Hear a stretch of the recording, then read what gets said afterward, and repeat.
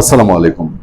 আওয়ামী লীগ সভাপতি এবং সাবেক প্রধানমন্ত্রী শেখ হাসিনা তিনি যখন ক্ষমতার ছেড়ে দিতে বাধ্য হয়ে ভারত চলে যান, তখন তার ছেলে প্রথম সজীব ওয়াজেদ জয় অল্প সপ্তাহখানেকের মধ্যে, 1-2 সপ্তাহের মধ্যেই তিনি বলেছিলেন যে তার মা রাজনীতি করবেন না।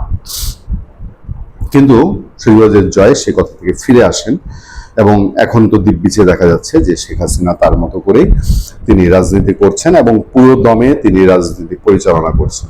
এবং তাকে যারা দেখে এসছেন, তাকে যারা ইন্টারভিউ করেছেন, তারা জানাচ্ছেন শেখ হাসিনা পুরো দস্তুর সুস্থ আছে, এই বয়সেও তার শারীরিক কোনো প্রতিবন্ধকতা তৈরি হয়নি।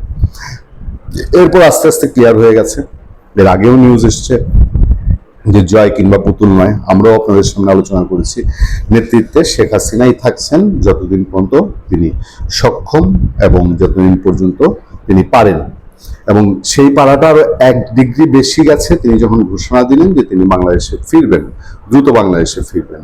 সেই সময় আমাদের সামনে আরেকটি খবর, অবসরের ভাবনা প্রত্যাখ্যান করলেন শেখ হাসিনা। বলা হচ্ছে ক্ষমতাচ্যুত হয়ে ভারতে আশ্রয় নেওয়ার পরে রাজনীতি থেকে অবসরের কথাই এক সময় ভেবেছিলেন ক্ষমতাচ্যুত প্রধানমন্ত্রী শেখ হাসিনা। তবে সেই ভাবনা সরিয়ে রেখে নিজের দেশের মানুষের পাশে থাকার সিদ্ধান্তই নিয়েছেন আওয়ামী লীগের সভানেত্রী শেখ হাসিনা। মঙ্গলবার নয়াদিল্লি থেকে এই সময়কে একান্ত সাক্ষাৎকারে এমনটাই জানিয়েছেন শেখ হাসিনা।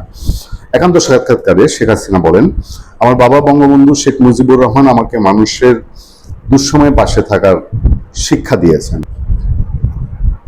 1981-তে আমি যখন সব হারিয়ে দেশে ফিরেছিলাম, তখন আওয়ামী লীগের কর্মীরাই ছিলেন আমার পরিবার। আজ সেই নেতা কর্মীরা নির্যাতিত, আমার দেশের জনগণের জীবন আজ বিপর্যস্ত। আমি কিভাবে তাদের ছেড়ে বিশ্রামে যাই?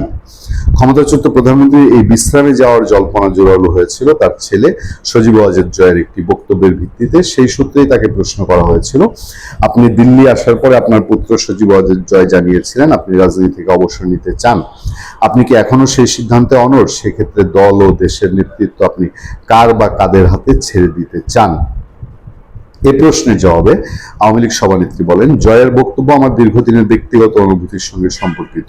মানুষ সারা জীবন একই দায়িত্বে থাকে না। আমিও বহুবার বলেছি নতুন নেতৃত্ব আসুক, তরুণেরা দায়িত্ব নিক। আওয়ামী লীগের বিগত 2 কাউন্সিলও আমি নতুন নেতৃত্বের কথা বলেছি।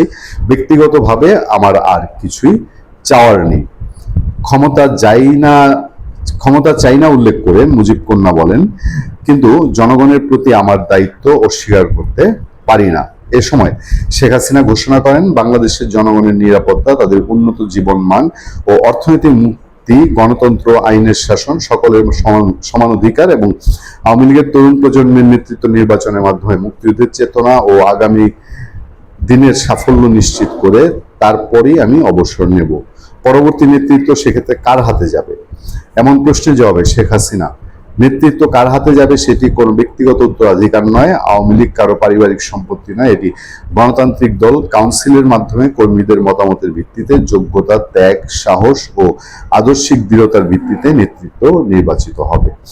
আপাতত নেতৃত্বে বড়সড় বদলের সম্ভাবনা নেই ইঙ্গিত দিয়ে শেখ হাসিনা বলেন, দেশে গণতান্ত্রিক পরিবেশ ফিরিয়ে এনে নতুন কাউন্সিলের মাধ্যমে দলকে সুসংগঠিত করা হবে। নতুন প্রজন্মের মেধাবী, দেশপ্রেমিক ও মুক্তিযুদ্ধের চেতনায় বিশ্বাসী তরুণদের নেতৃত্বে নিয়ে আসা হবে, সেই পরিকল্পনা ইতিমধ্যে করা হয়েছে। একান্ত সাক্ষাৎকারে সাবেক প্রধানমন্ত্রীকে প্রশ্ন করা হয়, আপনি সম্প্রতি ঘোষণা করেছেন মাথা উঁচু করে খুব দ্রুত আপনি বাংলাদেশের মাটিতে ফিরবেন। বর্তমান প্রতিকূল পরিস্থিতিতে বাংলাদেশে আপনার ও আওয়ামী লীগের অন্য নেতাকর্মীদের প্রত্যাবর্তন ও রাজনীতি শুরু কতটা বাস্তবসম্মত?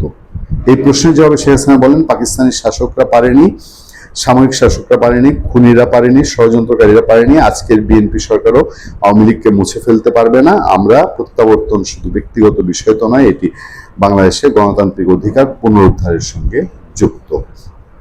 অর্থাৎ শেখ হাসিনার বক্তব্য থেকে পরিষ্কার যে তিনি আওয়ামী লীগের নেতৃত্বে অটল থাকছেন এবং তিনি দেশে ফেরার জন্য সর্বোত্তম চেষ্টা অব্যাহত রাখবেন। ভালো থাকবেন, সুস্থ থাকবেন। আপনার সাথে আমি আতিকুর রহমান, পূর্ণিয়া।